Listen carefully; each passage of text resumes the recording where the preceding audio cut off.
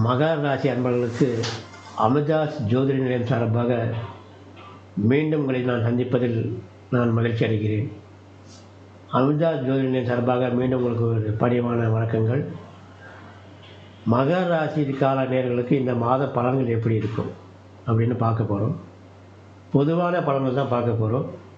பொதுவாகவே நம்ம ஒரு ஜாதகத்தில் அவர்களுடைய அடிப்படையில் லக்னாதிபதி என்கின்ற சொல்லியிருக்கின்ற லக்னம், ராசியாதிபதி, அதே மாதிரி இப்போ நடக்கிற திசை, அவர்கள் தகுந்த ஏஜுக்கு இந்த வயசுக்கு தகுந்த மாதிரி நடக்கிற திசைகள் பொறுத்து தான் இந்த ஜாதகத்துடைய பலன்கள் சரியான முறையில் கணிக்க முடியும்.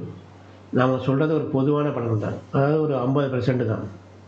மிச்சம் ஒரு 100% கரெக்டாக சொல்லணும்னா உங்கள் ஜாதகம் நல்ல பாரம்பரியமான மிக்க ஜோதிடர்கள் பார்க்குற அவங்கள்ட்ட காமிச்சு நீங்கள் பார்த்து தெரிஞ்சுக்கலாம். இப்போ கோச்சார ரீதியாக மகர ராசிகளுக்கு எப்படி இருக்கும் அதை நம்ம பார்க்க போகிறோம். மகர ராசி அன்பர்களுக்கு இப்போ 7 சனி முடிகிற நேரம். இப்போ பொதுவாக இப்போ இன்னொரு 6 மாதம் சனி பயிற்சி ஆக போகுது. இந்த சனி வாரி கும்பத்துக்கு மீனத்துக்கு போகும்.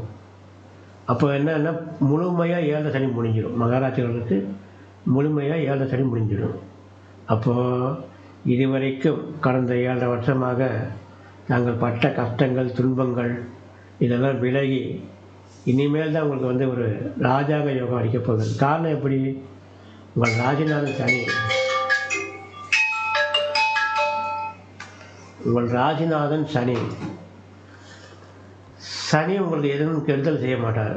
இருந்தாலும் என்ன பண்ணுவார்னா காரிய தாமதங்கள் பண்ணுவார். ஏன்னா மந்தக்காரனுடைய அந்த மாதிரி காரிய தாமதம் பண்ணுறது. ரெண்டாவது நாம் பிறக்கும்போது சனி நமக்கு நல்ல இடத்துல இருந்திருக்கணும். அப்படி இருந்தால்னா அவர் ஒரு பொதுவான ரொம்ப நம்மளுக்கு ஒரு தீமை செய்யாமல் நல்லது செய்வார். இப்போ உங்களுக்கு சனி விலகிற நேரம், 7 சனி முடிகிற நேரம். சனி பகவான் பொறுத்த வரைக்கும் கெடுத்து கொடுப்பவர். 7 வருஷம் கெடுத்துடுவார். கண்டிப்பாக 7 வருஷத்தில் 7 வருஷம் கெடுத்துடுவார். பொருளாதார ரீதியாக, உடல் ரீதியாக, மன ரீதியாக, குடும்ப ரீதியாக ஏதேதோ பிரச்சனைலாம் வந்திருக்கும். வெளில கூட சொல்ல முடியாது. அவ்வளோ கட்டடங்கள் எல்லாம் நான் அமைஞ்சிருக்க சாமி மகன். அந்த மாதிரி நேரங்கள்லாம் கடந்து கடைசி ஒரு 6 மாத காலத்தில் அந்த பேச்சு ஆகும்போது நம்மளுக்கு சனி நல்ல இடத்துல இருந்தால் நம்ம எந்த அளவுக்கு இறந்து போனோமோ மீண்டும் அவர் கொடுக்கக்கூடிய ஜாதகம் தான் சனி பகவான். அந்த நவகிரகத்தில் அவர் தான் நீதிமான்.